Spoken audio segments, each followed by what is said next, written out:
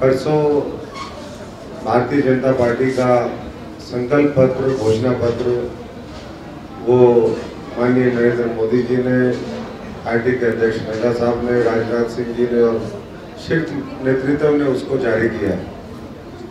और संकल्प पत्र और पार्टियां तो सिर्फ घोषणा करती हैं, इसलिए उनका घोषणा पत्र होता है। भारतीय जनता पार्टी संकल्प लेती है कि हम उसको पूरा करेंगे और पूरा होने की गारंटी स्वयं खुद देश के यशस्वी प्रधानमंत्री लेते हैं, इसलिए हम उसको संकल्प पत्र कहते हैं। ये संकल्प पत्र जो भारतीय जनता पार्टी 2024 में कहेगी वो तो करेगी, लेकिन उससे आगे बढ़ के भी बहुत से मैं समझता हूँ कि ऐसे काम है। जब 4 जून को 400 पार होगा, 2/3 से ज़्यादा बहुमत इस भारतवर्ष के 140 करोड़ जो नागरिक हैं उनके आशीर्वाद से मिलेगा, तो मैं समझता हूँ कि हर क्षेत्र में तरक्की होगी। अभी बहन निताशा जी ने महिलाओं के सशक्तिकरण की बात रखी, यहाँ पर किस तरीके से युवाओं के लिए रोजगार देंगे, कैसे हम किसान मजदूर को ताकत बढ़ाएंगे, जो फ्री राशन है, जो योजना पिछले 5 वर्षों में लगातार जारी है, अगले 5 वर्ष फिर संकल्प लिया है कि उसको हम जारी रखेंगे। जो बिजली के बिल है वो स्पेशल योजना उसके लिए चलाई जा रही कि किस तरीके से हम सूर्य किरण योजना के माध्यम से, जो प्रधानमंत्री जी के नाम से होगी, 0 बिजली के बिल वो आए, वो सुनिश्चित करने का काम करेंगे। स्वास्थ्य के क्षेत्र में आयुष्मान भारत जो अपने आप में एक बहुत महत्वाकांक्षी योजना रही, वो कैसे रक्षा कवच बने, कैसे भविष्य में आयुष्मान आरोग्य मंदिर उनकी संख्या बढ़ाई जाए, जो मुद्रा लोन है उसको बढ़ा करके जो नौजवानों को स्वावलंबी आत्मनिर्भर बनाने की योजना है, 20 लाख रुपए तक का उसका एक व्यक्ति को लोन के लिए वो स्वीकृति आने वाले समय में देंगे। और सबसे बड़ी बात ये है, बाकी तो और बहुत सी चीज़ें हैं कि किस तरीके से हम शिक्षा के जगत में काम करेंगे, कैसे हम आने वाले समय में जो एम्स है उसकी संख्या बढ़ाएंगे, कैसे हम आयुष के जो है और केंद्र विकसित करेंगे। लेकिन इसके साथ साथ इस भारतवर्ष को 2047 के अंदर हम विकसित भारत बनाएं, उसका जो संकल्प है, उसके लिए जो भी ब्लूप्रिंट हो सकता है वो भारतीय जनता पार्टी, वो अगली जो तीसरी सरकार होगी नरेंद्र मोदी जी के नेतृत्व, उसको पूरा करेगी। 5 वर्षों के अंदर हम भारतवर्ष को तीसरी सबसे बड़ी अर्थव्यवस्था बनाने का काम करेंगे। और आप सब जानते हैं, क्योंकि हर व्यक्ति किसी न किसी प्रोफेशन से यहाँ पर जुड़ा हुआ है, कोई व्यापार से है, कोई खेती से।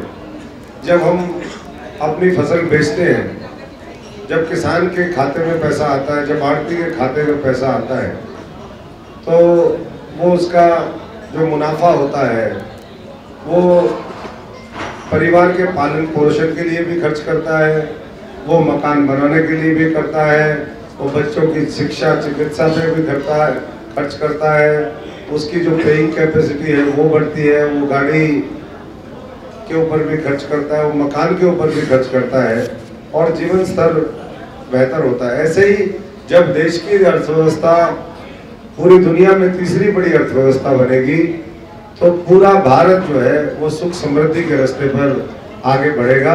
यही नरेंद्र मोदी जी का और भारतीय जनता पार्टी का संकल्प है।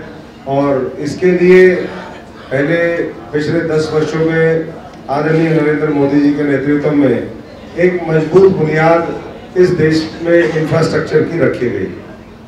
जो पुराने वर्षों से लंबित काम थे, जो मुद्दे थे, उसका तो समाधान हुआ, चाहे वो राम मंदिर का मामला हो, 370 का मामला हो, महिलाओं के लिए आरक्षण का प्रावधान हो, 3 तलाक खत्म करना हो, या फिर सीए कानून को लागू करना हो।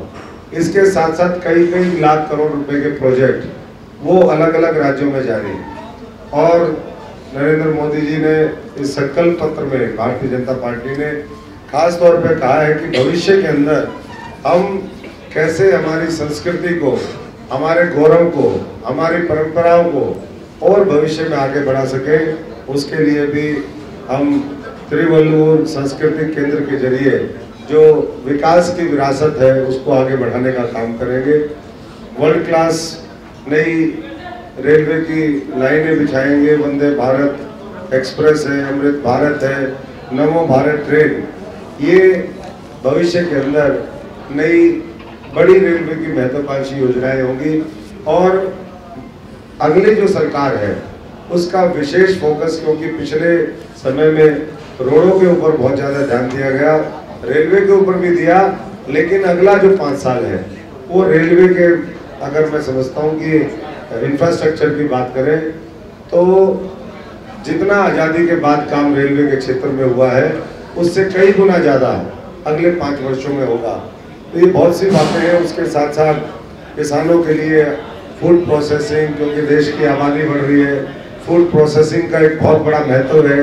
देश और ज़्यादा खाद्यान्न पैदा करे, उसके लिए जो भी सरकार किसानों को ताकत देने का काम कर सकती है वो करने का प्रावधान करेगी। और 2036 में ओलंपिक्स की मेजबानी का भी एक संकल्प वो केंद्र की सरकार ने, भारतीय जनता पार्टी ने, नरेंद्र मोदी जी ने लिया है। मैं इतना ही कह सकता हूँ कि भविष्य में जो भारत है हमारा, वो ग्लोबल मैन्युफैक्चरिंग हब बनने की ओर अग्रसर है। और ग्लोबल मैन्युफैक्चरिंग हब इसलिए कि पूरी दुनिया में आज हमारी सबसे बड़ी आबादी है, उस आबादी में जो वर्कफोर्स है 65% आबादी 35 साल के नीचे के युवाओं की है। और किसी भी मुल्क ने दुनिया में तरक्की तभी करी है जब उसके पास सबसे ज़्यादा युवा आबादी हो, चाहे वो अमेरिका हो, जापान हो, जर्मनी हो, किसी भी, हम चाइना का उदाहरण उठा करके देखें तो आज जो हमारे देश के सामने डेमोग्राफिक डिविडेंड है उसका हम किस तरीके से देश की तरक्की में फ़ायदा ले सकते हैं, ये मिलकर के सब लोगों को प्रयास करना है। और उसके लिए जो अवसर है वो अवसर उपलब्ध कराने का काम वो केंद्र की सरकार नरेंद्र मोदी जी करेंगे। विश्वकर्मा परिवार जनों का, MSME, छोटे ट्रेडर्स, उनके लिए स्किल डेवलपमेंट के लिए भविष्य में और ज़्यादा योजनाएं आएंगी और उत्पादन को बाजार से जोड़ने की गारंटी का भी एक संकल्प लिया गया है। हमारे हर क्षेत्र में, चाहे वो समाज के किसी भी क्षेत्र के लोग हों, चाहे वो हमारे जनजातीय साथी हों, चाहे वो अक़लियत के साथी हों, चाहे वो पिछड़ा वर्ग और दलित समुदाय के हों, उसके लिए विशेष प्रावधान आने वाले समय में है।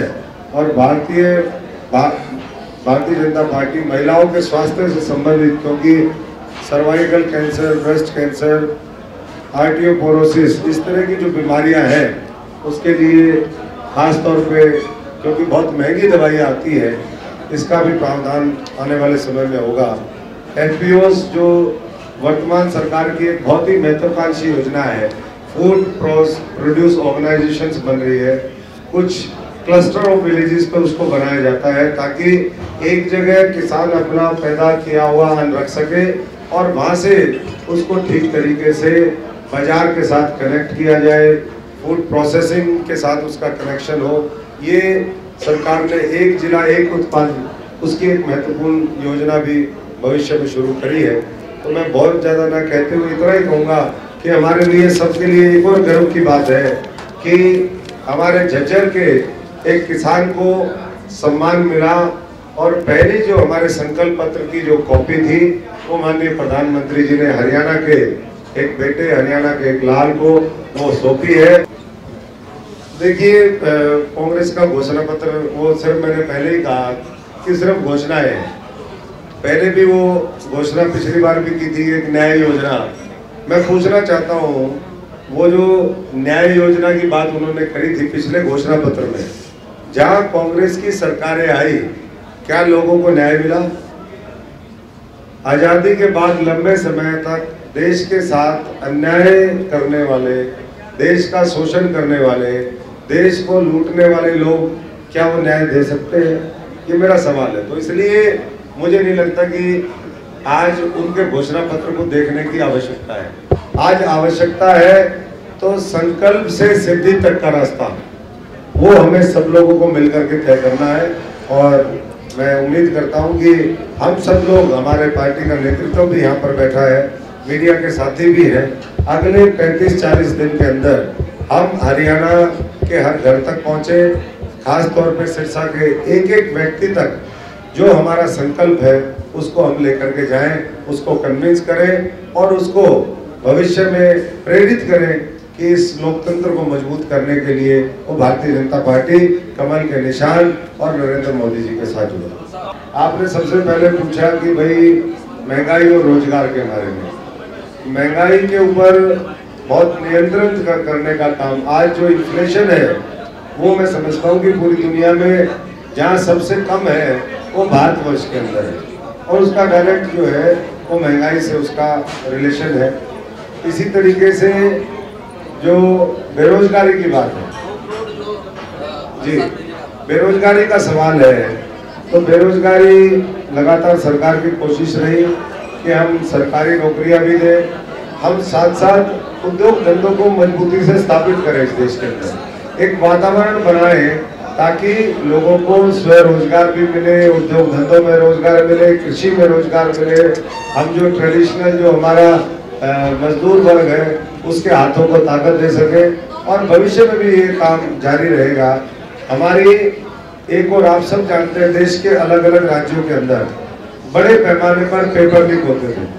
राजस्थान के अंदर तो कमाल ही हो रखा था पिछले 5 साल में, पूरे देश के अंदर अलग अलग बहुत बड़े बड़े गिरोह चलते थे जो युवाओं के साथ ठगी करते थे, उनके भविष्य के साथ खिलवाड़ करते थे। उसके ऊपर वर्तमान सरकार ने आखिरी दिनों के अंदर कानून बनाया, उसको लागू करने से नौजवानों को रोजगार सही समय पर मिलेगा और बार बार ये जो पेपर लीक का मामला है ये रुकेगा। भ्रष्टाचार की आपने बात करी, तो भ्रष्टाचार तो ये लोग जो इंडिया अलायंस वाले हैं वो करते आए हैं, और इसीलिए जब उनके ऊपर कार्रवाई होती है तो चिल्लाते हैं कि सबने अपने अपने काले कारनामों के माध्यम से, कहते हैं जैसे कर्म करोगे वैसा फल मिलेगा। तो इन्होंने जैसे कर्म करे हैं, आज जेलों में इनकी बुकिंग है, एडवांस बुकिंग चल रही है, तिहाड़ में 2 नंबर, 3 नंबर, 7 नंबर, 1 नंबर, ऐसे बहुत से लोगों की और एडवांस बुकिंग चल रही है।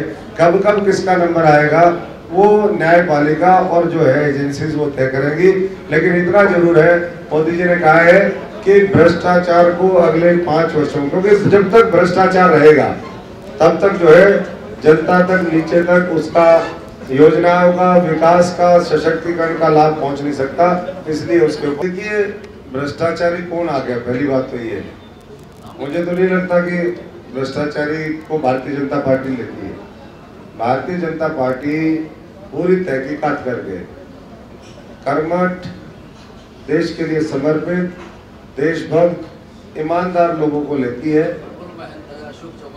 देखिए अगर किसी के ऊपर कोई साबित ही नहीं हुआ तो मैं समझता हूँ कि उसको हम भ्रष्ट कह दें, ये ठीक नहीं है। भ्रष्ट तो वो है जो जेल में चला गया। हेमंत सोरेन भ्रष्ट है, मुख्यमंत्री रहते हुए जिस तरीके से किया, अभी दिल्ली के मुख्यमंत्री जेल में गए हैं, वो भ्रष्ट जो साबित हो गए।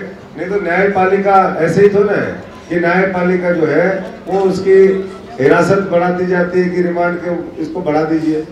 यहाँ इस देश के अंदर आज भी मैं समझता हूँ कि न्यायपालिका बहुत मजबूत है, सशक्त है, और कोई गुंडागर्दी, कोई अंधाराज नहीं चल रहा है। कानून का राज है, और कानून के राज में कोई कानून से बड़ा अपने आप को समझे तो ये उसकी गलतफहमी है, जिसको मैं समझता हूँ कि समय रहते उसको ठीक करना चाहिए, नहीं तो जेल बैठी है।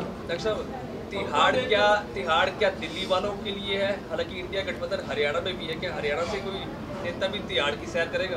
देखिए ये तो समय बताएगा कौन क्या है, क्योंकि अपनी जो प्रक्रिया है, लेकिन अभी 10 वर्ष हो गए इसी इंडी अलायंस में बहुत से ऐसे घटक दल हैं जिन्होंने उस समय की सरकार जो 10 साल की थी, यूपीए की सरकार, उसके बारे में बहुत कुछ बोला, बहुत कुछ दस्तावेज दिए। अब 10 वर्ष हो गए, 10 वर्ष के बाद कहीं ना कहीं कार्रवाई तो धीरे धीरे होगी ना उनके ऊपर। अब कब होगी, किसके ऊपर होगी, ये तो एजेंसीज बता सकती हैं। भारतीय जनता पार्टी का इस तरह की उसमें प्रक्रिया में कोई दखल ना होता है और ना मैं समझता हूँ कि कोई होना चाहिए।